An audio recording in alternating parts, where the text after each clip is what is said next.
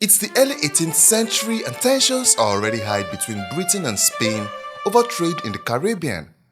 Enter Captain Robert Jenkins, a British merchant seaman just trying to make a living on the high seas. In 1731, Jenkins' ship was boarded by Spanish coast guards who accused him of smuggling. Things got heated, and in a fit of fury, the Spanish commander cut off Jenkins' ear and reportedly said, "Take this to your king and tell him I will do the same if he dares to do the same."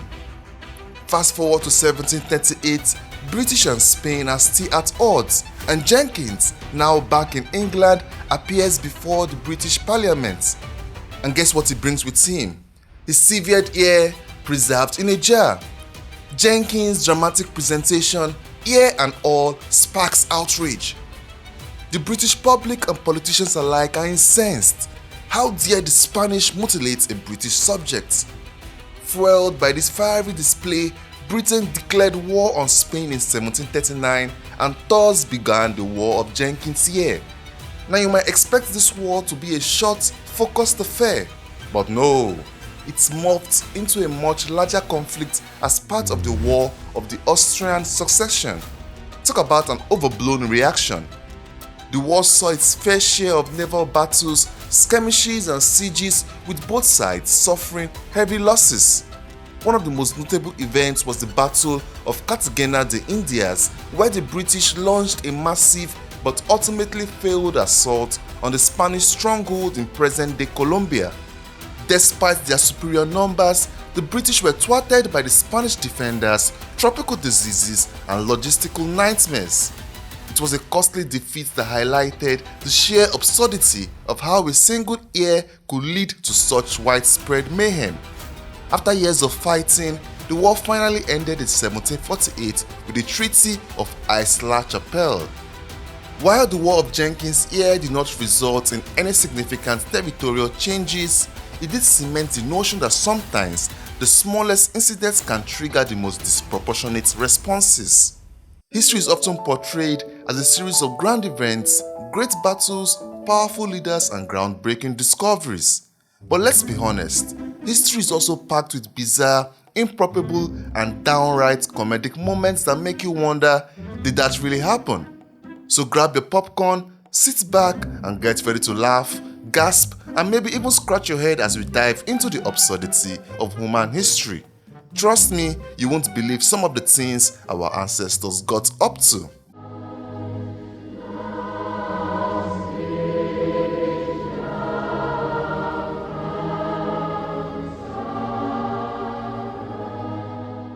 What if I told you a full-blown international dispute was once sparked because of a pig?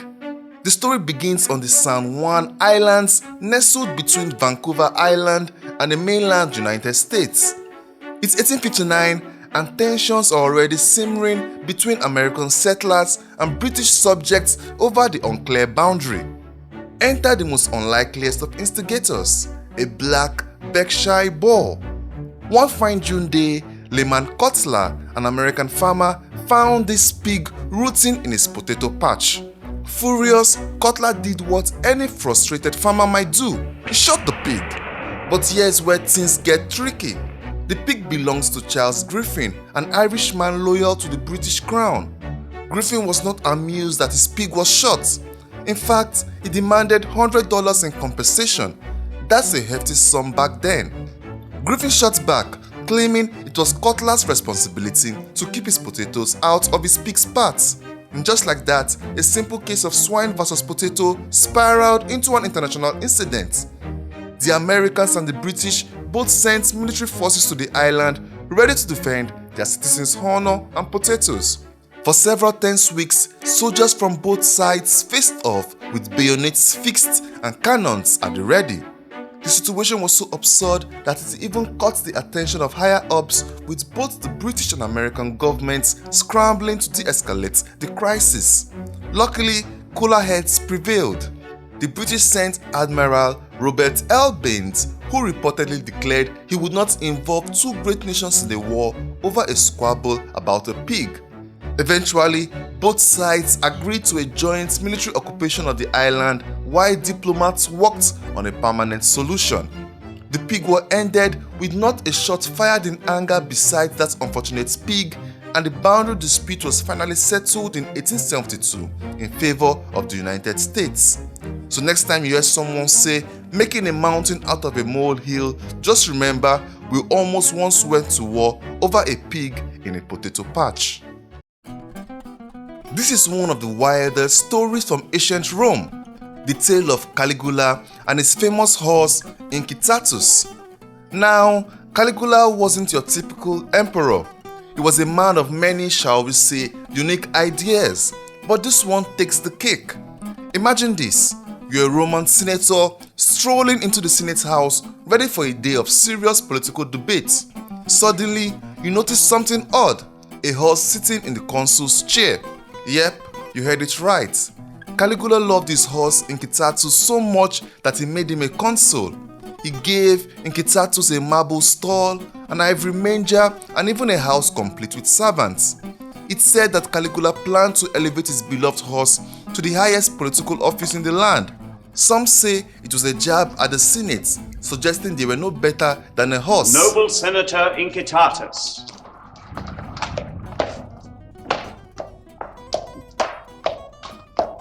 Other things, Caligula had just lost his marbles. But wait, there's more. Incitatus was treated to lavish feasts, adorned with jeweled collars, and even had guests invited to dine with him. Can you imagine the dinner conversations?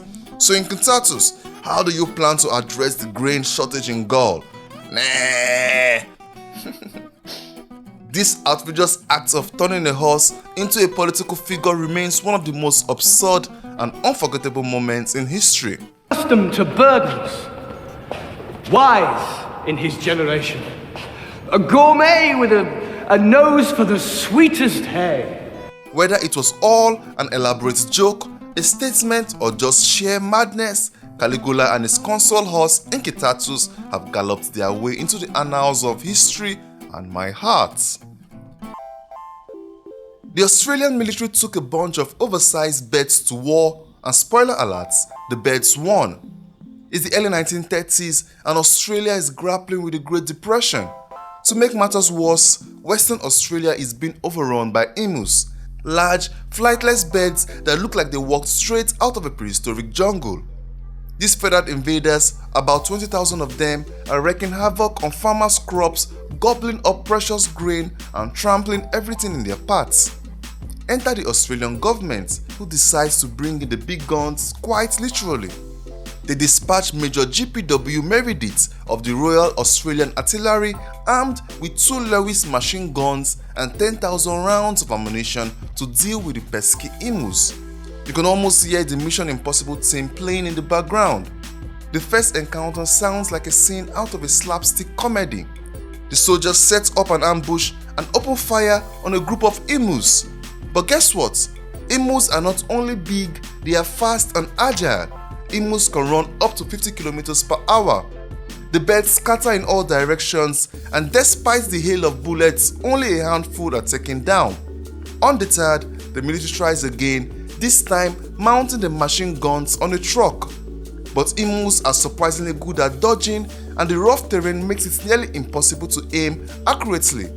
Imagine trying to shoot a moving target while bouncing around in a truck. It's no surprise the results were laughably ineffective. For weeks, the soldiers chased the emus, but the birds always seem one step ahead. The emus form small groups, darting away just as the soldiers line up their shots. Major Meredith later remarked that if the emus had been able to wield guns, they would have been formidable opponents.